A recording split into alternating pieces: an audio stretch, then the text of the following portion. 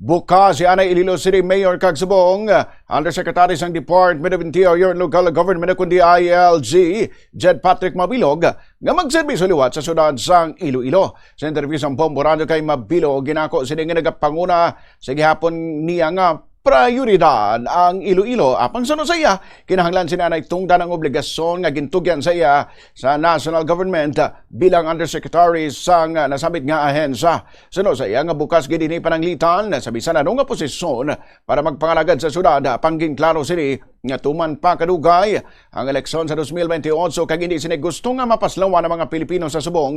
Bangod ako ang responsibilidad nga ginauyatan sini. Pahayag pa niya nga ginhandom gid niya ang bagong Pilipinas para sa pungsod kag pagi sa obligasyon kag pagsalig nga ginhatag sa iya gid tumanon ang ginhatag nga responsibilidad. Dugang pani Mabilog nga isa sa pinakamataas nga posisyon nga ginauyatan sini sa subong ganing nga kinahanglan gid ang tanan nga preparasyon agud makabulig sa publiko. Open ang options ta pero sa subong siling ko gani duwa pa lang po kadlaw sang or including Saturday and Sunday apat pa lang po kadlaw.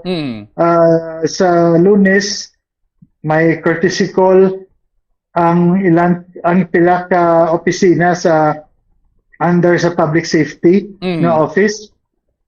Unahon ta ni anay. Kaya kung magsagad kita focus sa 2028, hindi naton matuman ang aton nga mandate and that will be a failure in my own part. And you knowing me, kung di na ako nakafocus, obligasyon, kung ano ang ato obligasyon, dapat natin pagatumanon.